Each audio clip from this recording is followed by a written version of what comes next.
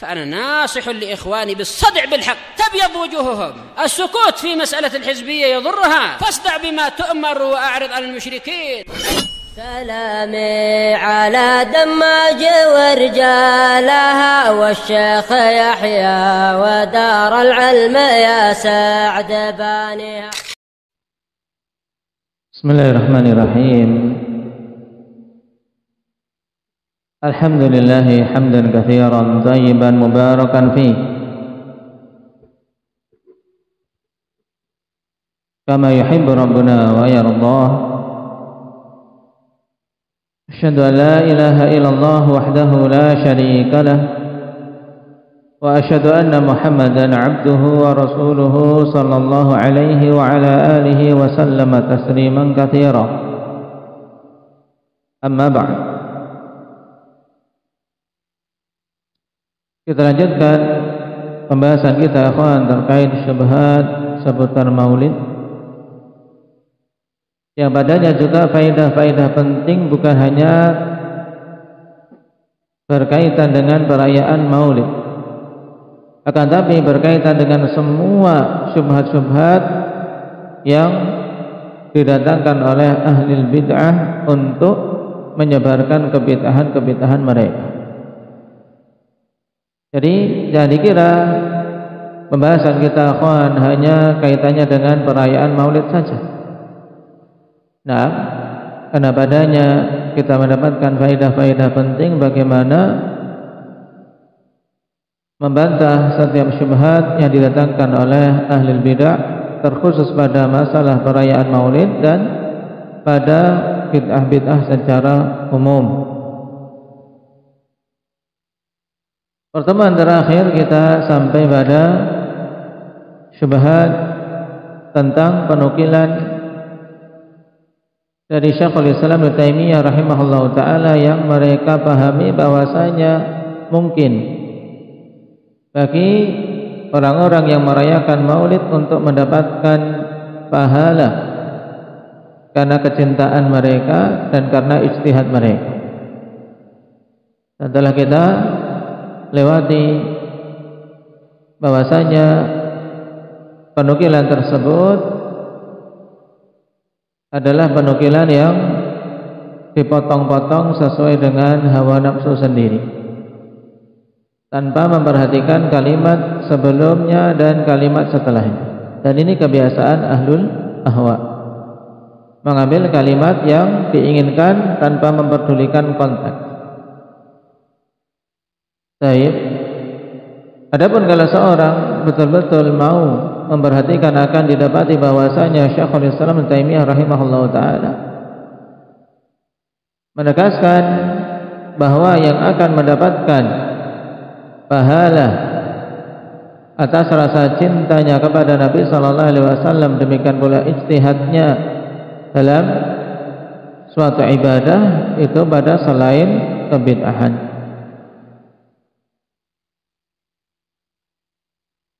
Baik. Demikian pula beliau menegaskan bahwasanya asal muasal perayaan maulid adalah mencontoh orang-orang Nasara yang memperingati kelahiran Al-Masih, padahal kita telah dilarang untuk menyerupai orang-orang kafir dari kalangan ahli kitab ataupun musyrikin. Tapi sekarang kita lanjutkan, akhwan.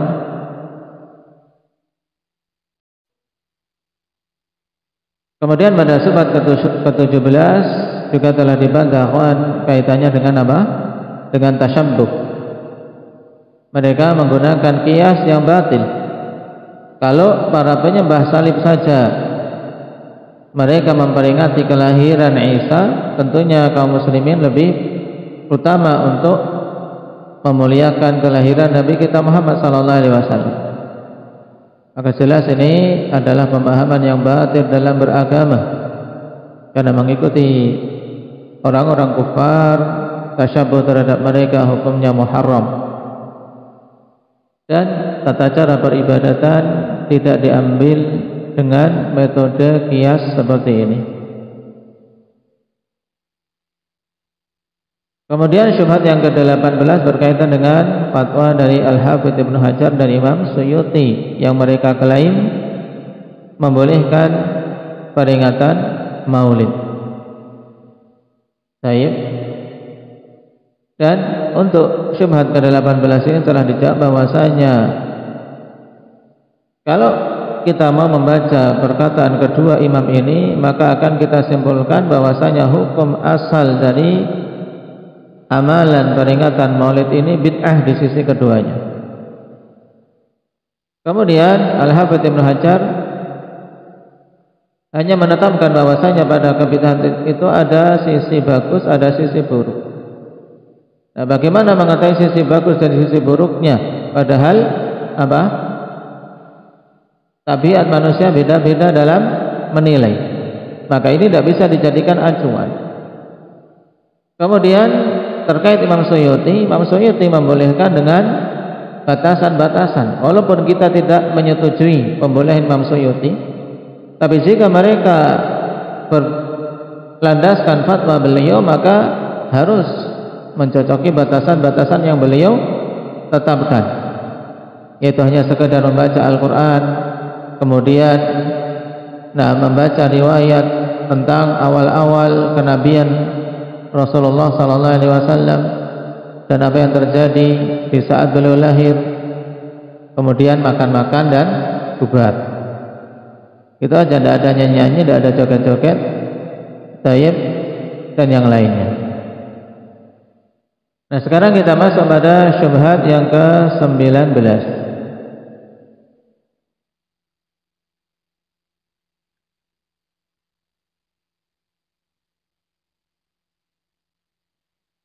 Qala al-Mujiz, wa ma taqulu fi qawli Abi Syamah fi kitabih al-Ba'id ala inkaril bid'ah wal hawadith. Safhah 23.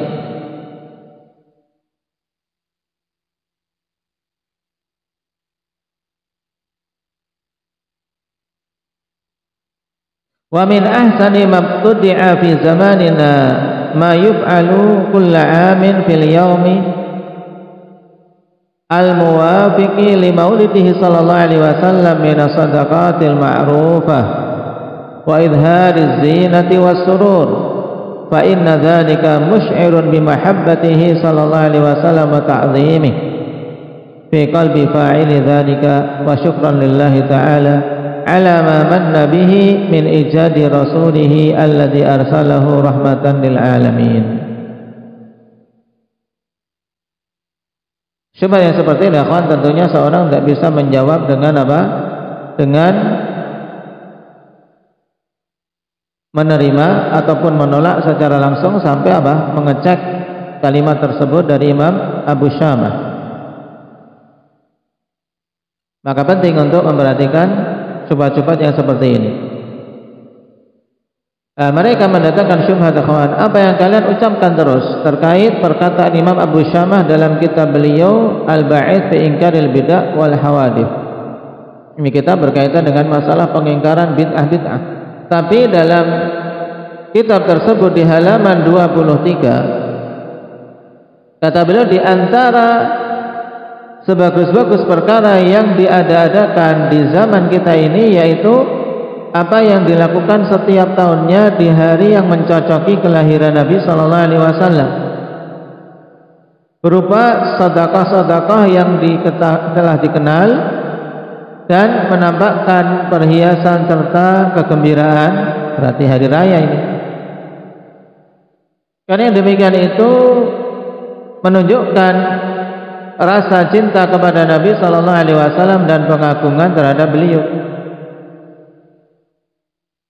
di hati orang yang melakukannya, dan sebagai bentuk kesyukuran kepada Allah Subhanahu wa taala atas anugerah yang Allah berikan berupa adanya Rasul sallallahu alaihi wasallam yang diutus sebagai rahmah bagi keseluruhan alam.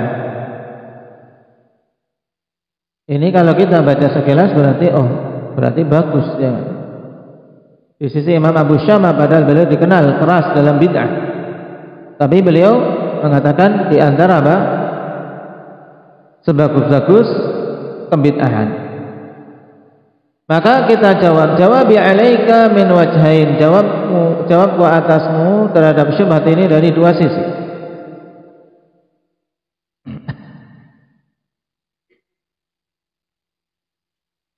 Yang pertama, awalan in kana alladhi tahtajju bi kalamihim dhawi fadlin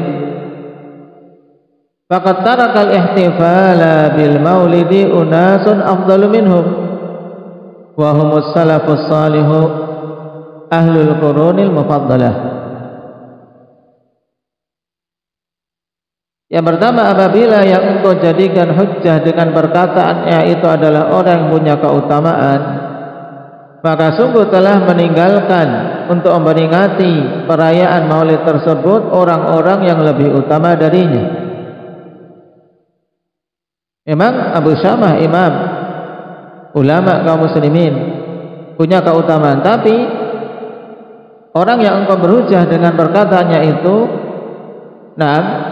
untuk landasan tentang pembolehan acara maulid, maka sungguh orang-orang yang lebih utama darinya itu telah meninggalkan perayaan yang seperti itu. Itulah salaf as-salih, generasi yang utama dari generasi umat ini. Ini jawaban pertama. Kemudian yang kedua, inna istihsana Abi Syamah innama banahu ala i'tibarihi dzalikal ihtifal min qabili ma yusammihi bil bid'atil hasanah. Sungguhnya penganggapan bagus oleh Imam Abu Syamah ini hanyalah dibangun di atas pandangan beliau terkait perayaan tersebut, yaitu bahwasanya perayaan ini masuk dalam deretan yang dinamakan bid'ah hasanah. Dan akan datang ikhwan penjelasan nanti tentang masalah bid'ah hasanah. Tidak ada yang namanya bid'ah hasanah di dalam syariat kita. Yang ada adalah kullu bid'atin dhalalah. Semua kebid'ahan itu sesat. Nah, Imam Abu Syamah menyebutkan terkait masalah perayaan maulid itu kaitannya dengan apa? Dengan bid'ah-bid'ah yang dikategorikan bid'ah hasanah menurut beliau. Allati arafaha biqaulihi, yang beliau berikan pengertian dengan perkataannya, hiya kullu mubtada'in muwafiqin liqawaidis syari'ah ghairi mukhalifin li syai'in minha wala yalzamu min fi'lihi mahdhurun syar'i. Coba, apakah cocok perayaan maulid yang ada ini dengan pengertian bid'ah hasanah yang dibawakan oleh Imam Abu Syamah? Kata beliau, bid'ah hasanah itu adalah semua perkara kebid'ahan yang diada-adakan yang mencocoki kaidah-kaidah syariat, tidak menyelisihi sedikit pun dari kaidah-kaidah syariat, dan tidak ada akibat dari melakukannya suatu perkara yang dilarang di dalam syariat. Berarti kalau kita perhatikan di sini syarat beliau adalah apa? Mencocoki kaidah-kaidah syariat, dalil-dalil syar'i, dan tidak ada apa? Mahdzur syar'i. Tidak ada sesuatu yang dilarang dalam syariat kita pada acara tersebut. Qala wa minal wadhihi anna hadha ta'rifa la yantabiqu ala ihtifalikum bil maulid. Dan merupakan perkara yang sangat jelas bahwasanya pengertian ini tidak tepat untuk diterapkan pada perayaan kalian terhadap maulid Nabi sallallahu alaihi wasallam. Fa fi ihtifalikum asyirkiyat, sebab pada perayaan kalian itu ada kesyirikan-kesyirikan. Wal mukhalafat allati qad abannaha salifan. Demikian pula penyelisihan-penyelisihan terhadap syariat yang telah kami terangkan di depan. Dari sini kita ketahui bahwasanya mereka berlindung di balik nukilan-nukilan ini untuk apa? Untuk sekedar menipu, untuk sekedar membuat kerancuan di sisi orang-orang yang jahil. Padahal kalau mereka jujur, nah dalam mengutip perkataan para ulama, maka mereka akan meninggalkan perayaan Maulid tersebut. Kenapa? Karena nah jelas dalam syarat yang diterapkan oleh Imam Abu Syamah tidak boleh ada penyelesaian terhadap kaidah syariat dan tidak boleh ada hal-hal yang dilarang secara syar'i.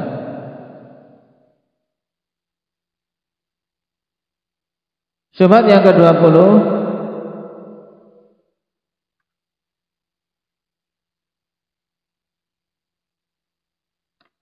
kemudian dia mengatakan inna mimma yatimmu fihi al-ihtifal it'amut ta'am.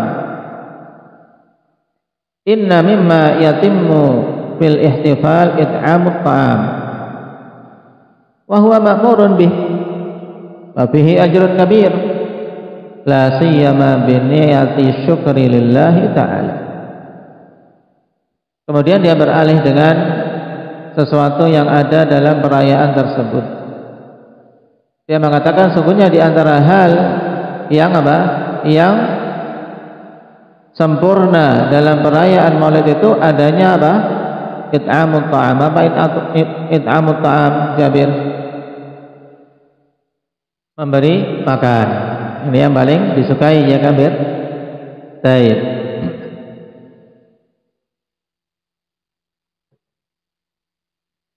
Pada perayaan seperti itu mesti ada makan-makan. Dan ini memberi makan manusia itu diperintahkan. Walaupun ya minta-minta juga, minta kepada setiap rumah untuk bikin, nah masing-masing diberi jatah. Mau memberi makan tapi harus minta-minta dulu. Cuma intinya mereka mengatakan padanya memberi makan manusia dan itu diperintahkan dan padanya pahala yang besar. Terlebih lagi kalau diniati dengan kesyukuran kepada Allah Subhanahu wa taala. Maka kita jawab, inna it'amat ta'ami mandubun ilaihi muraghabun fi. Kita tidak ingkari. Sungguhnya memang memberikan makan itu perkara yang disunnahkan dan didorong di dalam syariat kita. Ayo, siapa yang bisa mendatangkan dalilnya tentang keutamaan memberi makan?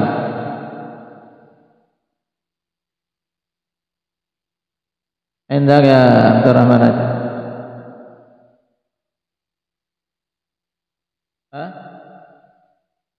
Fakulu minha wa at'imul ba'isal faqir. Ini terkait apa? Terkait udhiyah. Nah, di sini Allah memerintahkan untuk makan dari hewan sembelihan, tapi juga memberi makan orang-orang yang miskin, kesulitan. Di sana ada dalil yang sharih menunjukkan ini di antara seutama-utama amal.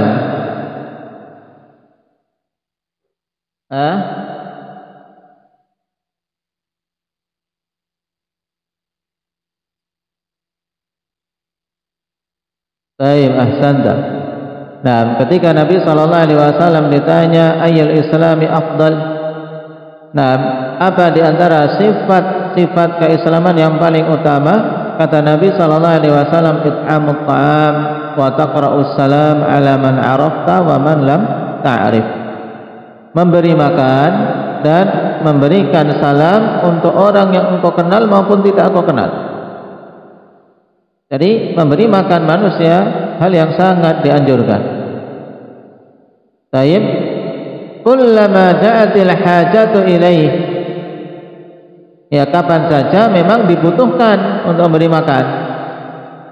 Taib, orang sudah kenyang-kenyang diberi makan akhirnya banyak dibuang-buang. Nah, ini juga tidak masuk dalam hal yang didorong. Karena apa? Jatuh dalam tabdzir, penyanyian. Qala fal muslimu yukrid dhaifa wa yud'imul ja'i'. Sebab seorang muslim itu memuliakan tamu, memberi makan kepada tamu.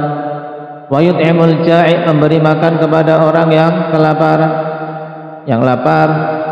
Wa yatasaddaqu tiwala sanah, dan juga bersedekah sepanjang tahun, bukan hanya sekali setahun, ya kan? Sekali setahun beri makan orang. Walam yakun fi hajatin ila yaumin khasin minas sanah yud'amu fihi at-ta'am.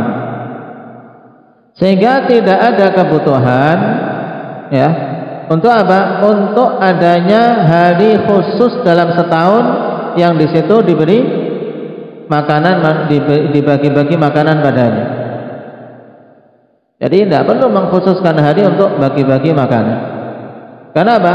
Ibadah ini ya didorong di setiap waktu ketika apa? Dibutuhkan. Apalagi ketika ada orang-orang yang kelaparan. Baik. Adapun mengkhususkan seperti ini tidak masuk dalam hal yang diinginkan.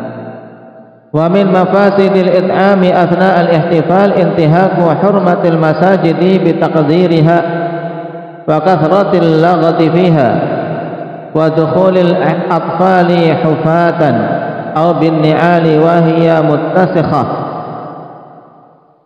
Dan di antara dampak-dampak buruk atau kerusakan-kerusakan memberikan makanan di tengah-tengah perayaan Maulid, yaitu pelanggaran terhadap kemuliaan masjid-masjid dengan mengotorinya. Ini juga penting, kawan, bahwasanya membuat kotor masjid termasuk dalam apa? Pelanggaran terhadap kehormatan masjid. Maka antum yang setiap harinya bolak-balik ke masjid harus dijaga. Jangan sampai karena kita sangat sering di masjid kemudian akhirnya apa? Meremehkan kemuliaan masjid tersebut. Jaga kemuliaan masjid, apalagi yang tidur di masjid, ini harus dijaga. Yang kira-kira dia suka apa?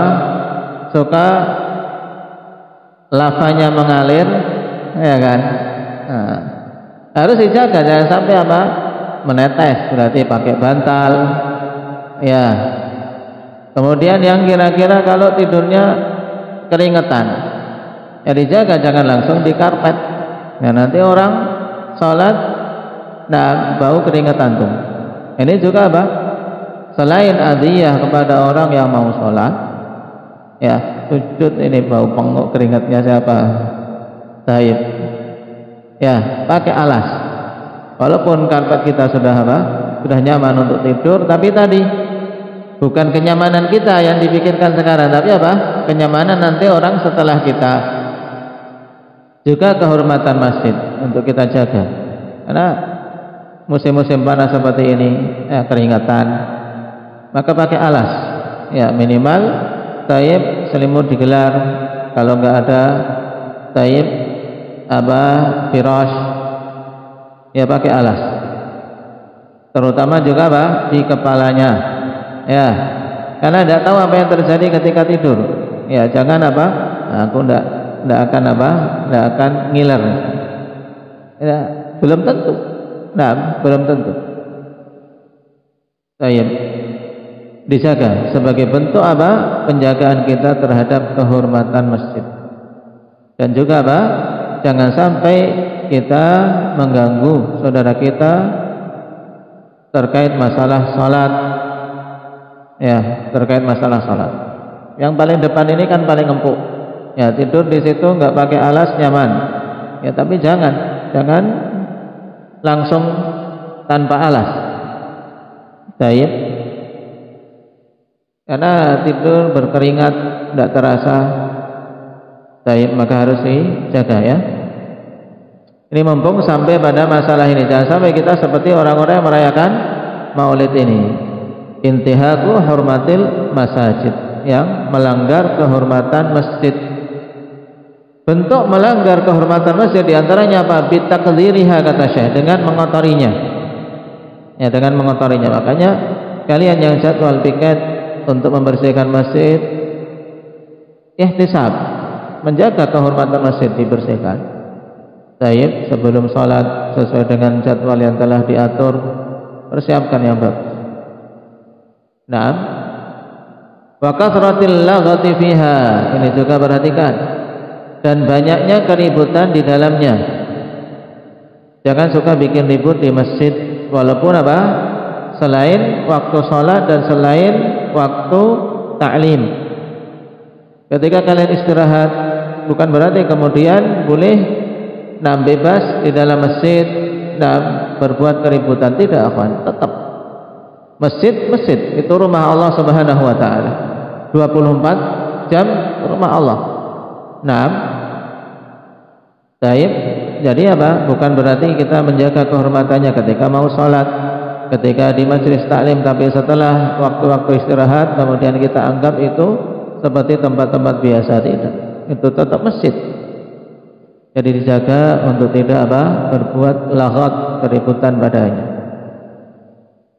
Nabi SAW peringatkan, iyyakum wa haisyatil aswaq, jauhilah kalian keributan pasar, karena itu bukan tempatnya di masjid.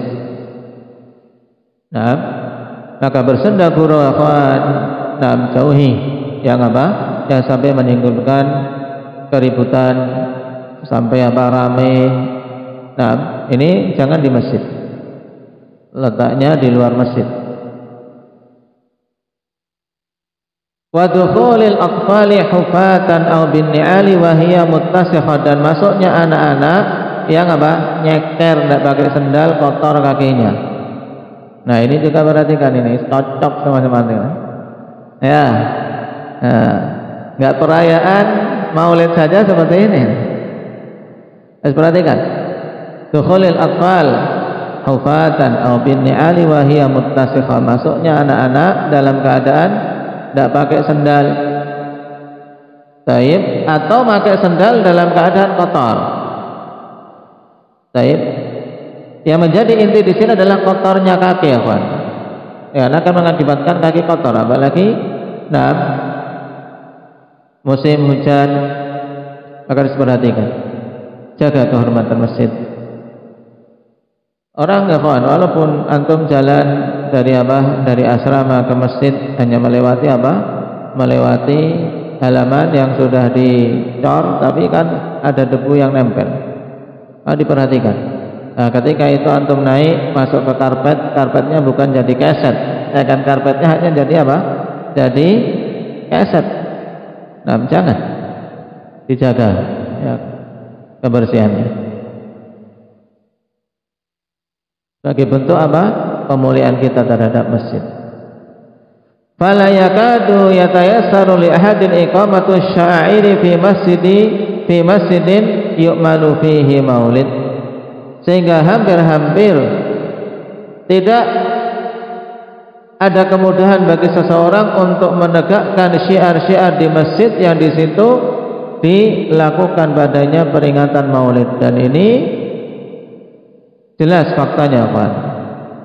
Mereka bahkan keluar dari masjid, melakukannya di luar masjid, tapi tetap masjid terkena pengaruh. Kenapa? Karena tidak dikumandangkan azan. Ketika acara belum selesai, sudah masuk waktu sholat, mereka tidak akan kumandangkan azan. Kenapa? Karena kalau dikumandangkan azan otomatis akan bubar. Takut bubar, akhirnya teruskan dulu azannya nanti. Bahkan terkadang tidak diazani karena sudah terlanjur terlambat. Ketika itu pun jamaah tidak ditegakkan. Padahal syiar di antara syiar terbesar yang ada pada masjid Allah Subhanahu wa taala adalah azan dan salatul jamaah. Ya, jangan sampai masjid dalam satu waktu akhwan kosong dari azan dan salat jamaah ini. Bahkan ketika misalnya sedang ada acara, kita pergi, hendaknya tetap ada yang tinggal untuk menegakkan syiar tersebut, untuk azan dan salat berjamaah. Jangan sampai semuanya meninggalkannya kosong sehingga tidak ada yang azan, tidak ada yang salat berjamaah di situ. Ini jelas untuk syubhat yang ke-20. Jawaban intinya berarti mereka beralasan dengan masalah memberi makan. Maka kita katakan memberi makan tidak harus di peringatan maulid. Memberi makan itu tidak ada hari khusus dalam setahun, tidak perlu, karena itu disyariatkan dalam agama kita dengan pensyariatan yang terus menerus di setiap saat ketika dibutuhkan, apalagi kemudian dengan banyaknya makanan yang seperti itu akan melanggar kemuliaan masjid, tercecer dan seterusnya. Syubhat yang ke-21.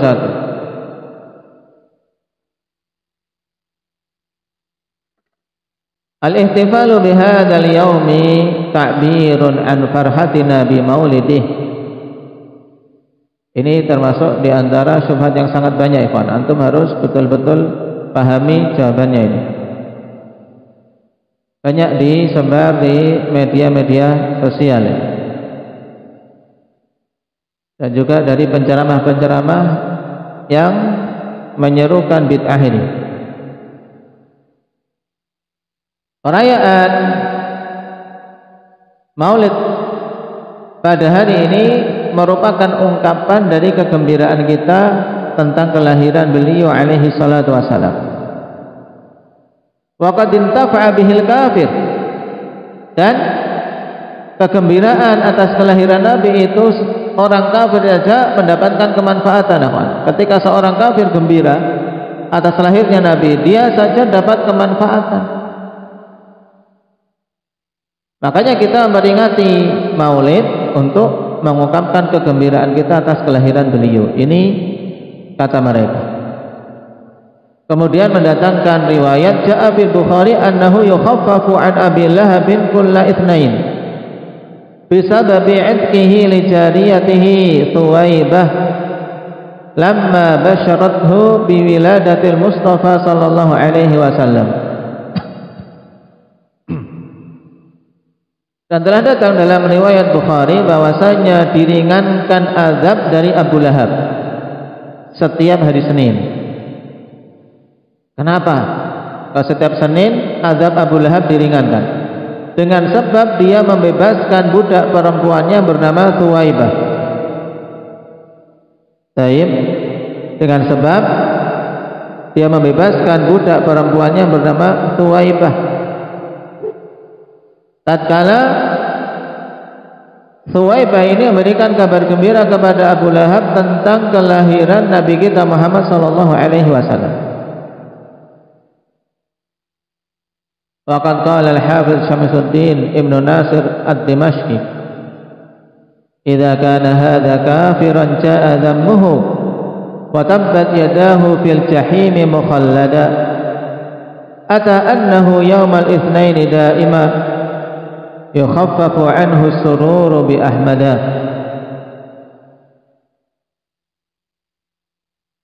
Faman dhannu bil 'abdi alladhi tula 'umrihi bi ahmada masruran wa mata muwahhida. Ya, maka Al-Hafidz Syamsuddin Ibnu Nasir ad-Dimashqi mengatakan dalam syairnya,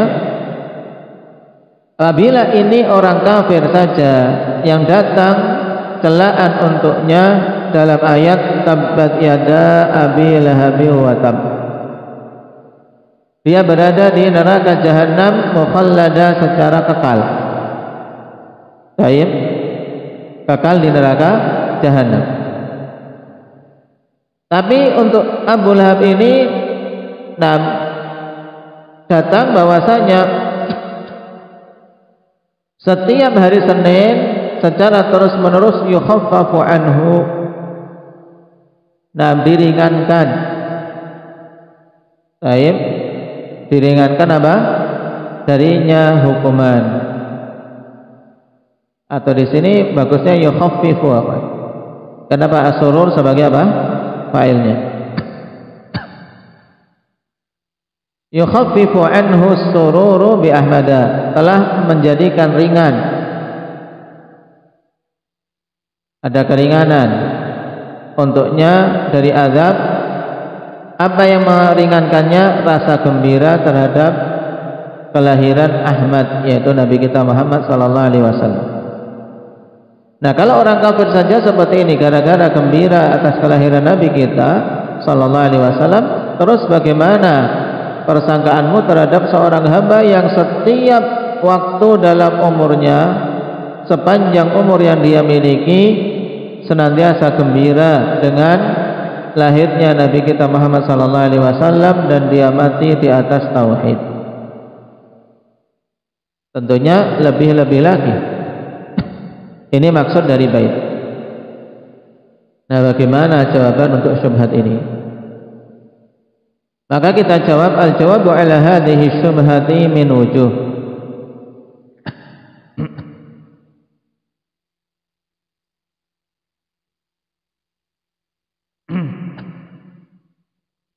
Jawaban untuk syubhat ini dari beberapa sisi.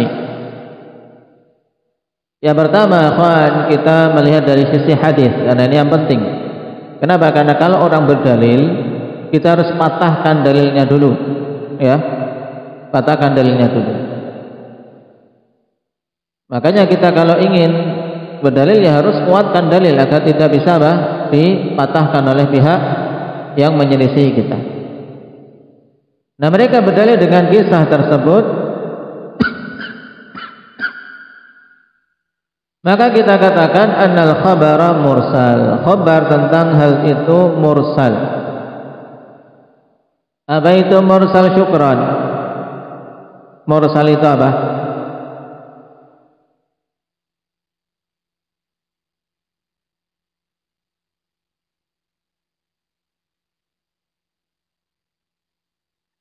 Baik, apa perkataan baikku nih?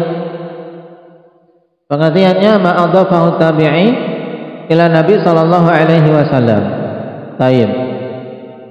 Apa saja perkataan baikku nih? Yang keras. Nah, berarti intinya apa? Seorang tabi'in langsung meriwayatkan dari Nabi. Berarti di situ ada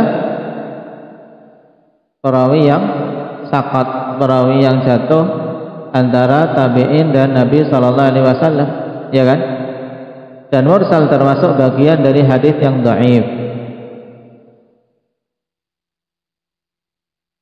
Arsalahu Urwah bin Zubair wa lam yadhkur man haddatsahu bih. Telah meriwayatkan secara mursal Urwah bin Zubair, beliau tidak menyebutkan siapa yang menyampaikan hadis itu kepada beliau, padahal beliau tidak menghadiri kejadian itu tentunya. Kama jaa dzalika fil Bukhari, sebagaimana itu datang dalam riwayat Bukhari. Haitsu qala wa Thuwaibah maulatun li Abi Lahab wa kana Abu Lahab a'taqaha fa arda'atin nabiyya sallallahu alaihi wasallam. Falamma mata Abu Lahab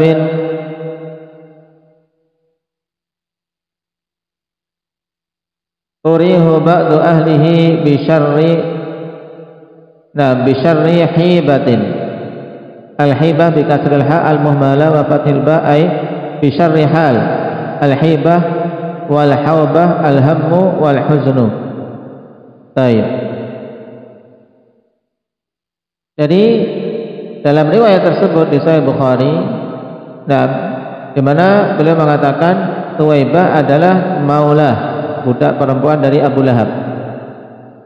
Dan Abu Lahab dulu memerdekakannya.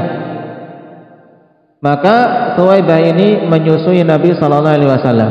Jadi diingat, di antara ibu susuan Nabi kita Muhammad sallallahu alaihi wasallam adalah siapa? Thuwaibah. Kemudian yang lainnya lagi siapa? Halimah As-Sa'diyah. Baik. Maka tatkala Abu Lahab mati, ya, diperlihatkan kepada sebagian keluarganya dalam mimpi, ya kawan, dengan apa? Syarri hibah, yaitu kondisi yang sangat buruk. Ya, diperlihatkan dengan kondisi yang sangat buruk di alam kuburnya. Qala lahu madza laqita? Qala Abu Lahab lam alqa ba'dakum ghaira anni suqitu fi hadhihi fi itaqi Thuwaibah. Nah, apa yang telah engkau temui di alam kuburmu? Maka Abu Lahab mengatakan, aku tidak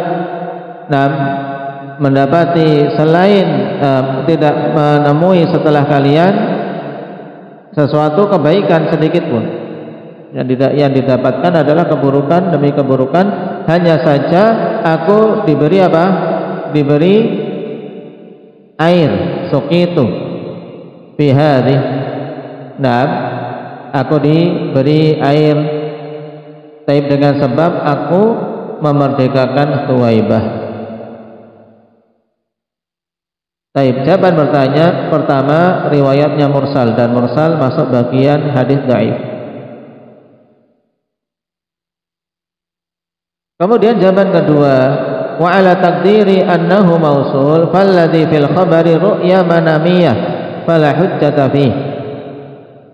Maka taruhlah hadis ini mausul. Mausul itu apa? Bersambung sampai Nabi sallallahu alaihi wasallam. Maka yang ada di dalam khabar ini adalah suatu mimpi, sehingga tidak ada hujjah padanya. Tidak boleh seorang berhujjah dalam permasalahan agama dengan apa? Siapa ini? Abdullah Batam? Tidak boleh berhujjah dalam masalah agama dengan mimpi-mimpi. Baik. Salisan yang ketiga, innal farahal ladzi farihahu Abu Lahab bi mauludin li akhihi farahun tabi'i la ta'abbudi. Yang ketiga jawabannya, ikhwan, sesungguhnya kegembiraan Abu Lahab ini, ya, tatkala Abu Lahab gembira dengan apa? Bi mauludin li akhihi, dengan apa? Dengan adanya bayi yang dimiliki oleh saudaranya. Kenapa? Karena ayah Nabi kita Muhammad sallallahu alaihi wasallam siapa? Abdullah. Dan Abu Lahab adalah apa? Saudaranya. Taib. Nah, ada saudaranya punya bayi, ikut gembira. Nah, ini kegembiraan apa kira-kira? Kegembiraan yang tabi'i. Namanya paman gembira dengan apa? Adanya ponakan yang dilahirkan. Farahun tabi'i, kegembiraan yang tabi'i, kegembiraan yang tabiat manusia, bukan sebagai bentuk ibadah. Idh kullu insanin yafrahu bil mauludi yuladu lahu aw li ahadi ikhwani. Karena setiap orang itu akan gembira dengan adanya bayi yang dilahirkan untuknya, yaitu anak dia sendiri atau anak salah seorang saudaranya, ikut gembira. Aw aqaribih, atau kerabat-kerabatnya. Wal farahu illam yakun lillah la yuthabu alaihi fa'iluh. Dan kegembiraan kalau bukan karena Allah tidak akan diberi pahala orang yang melakukannya. Baik. Lalu bagaimana dengan sebab sekedar dia gembira saja atas lahirnya Nabi, padahal dia kan juga tidak tahu nanti Muhammad ini mau jadi Nabi, ya kan? Buktinya dia pertama kali mengingkari ketika Nabi kita mengumpulkan orang-orang Quraisy dan mengatakan, aku ini adalah pemberi peringatan untuk kalian. Langsung dia mengatakan tabbat, ya, tabban laka ama jama'tana illa lihada. Celaka kamu wahai Muhammad, apa hanya untuk ini kamu mengumpulkan kami? Baru turunlah surat Al-Lahab. Ya, berarti kegembiraan Abu Lahab cuma kegembiraan ya biasa, tabiat manusia, keluarga. Nah, ini juga wahada yud'ifu riwayata wa yubtiluha, dan ini juga sisi yang melemahkan riwayat tersebut dan membatalkannya. Kenapa? Tidak mungkin kegembiraannya sifatnya tabiat seperti ini kok kemudian apa?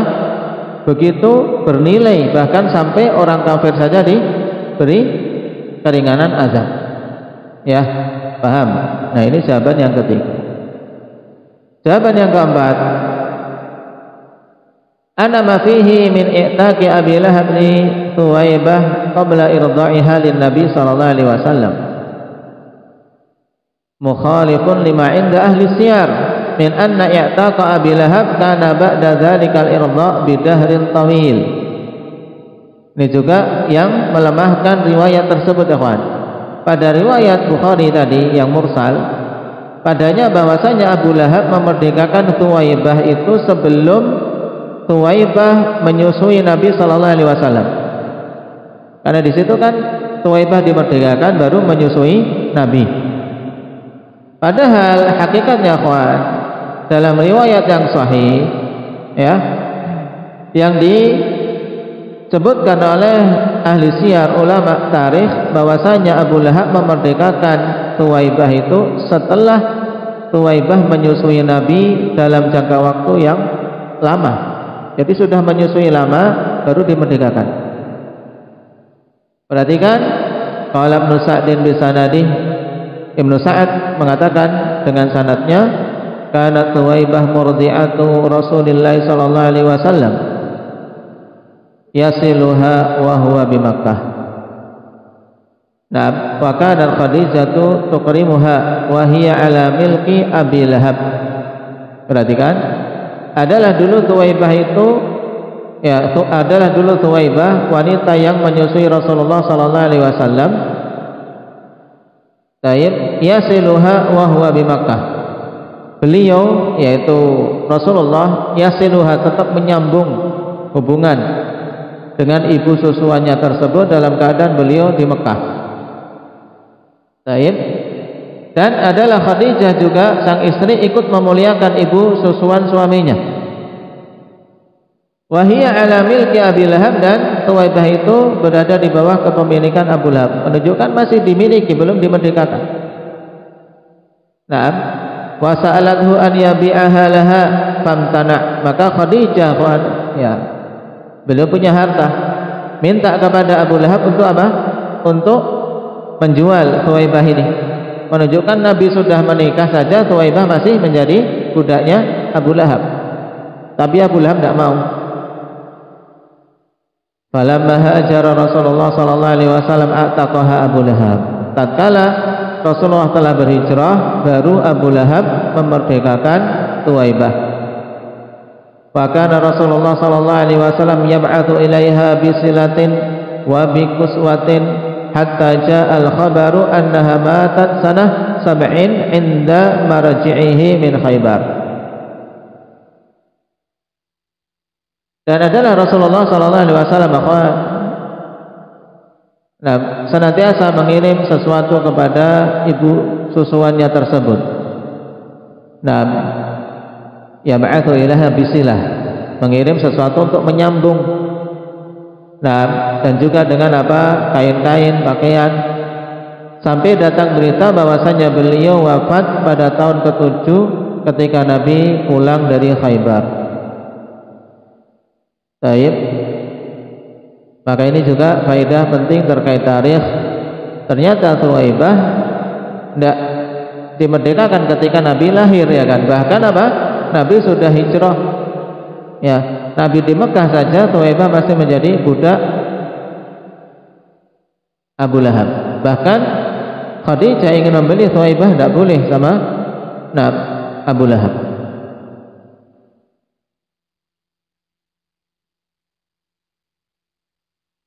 Ini masih 4 jawaban terkait kisah tersebut. Dijawab oleh Syekh dengan panjang lebar sampai 8 sisi. Karena apa? Memang syubhat ini akhwan termasuk syubhat yang sangat laris di kalangan para manusia yang mengadakan perayaan Maulid. Maka kita harus tahu jawabannya. Apalagi riwayat itu adalah Sahih Bukhari. Riwayat dalam Sahih Bukhari, ya kalau kita diberitahu cuman manggut-manggut saja, oh iya ada Sahih Bukhari ya. Dalam Sahih Bukhari sudah apa? Sudah terkaca dulu dengan penyebutan riwayat dalam Sahih Bukhari. Padahal riwayat memang sampai Urwah bin Zubair sahih kan? Riwayat sampai Urwah bin Zubair, tapi Urwah bin Zubair meriwayatkan secara mursal. Baik. Wallahu ta'ala alam. Kita cukupi sekian dulu untuk kelanjutan poin ini, insyaallah kita ambil pada pertemuan yang akan datang. Walhamdulillahirabbil alamin.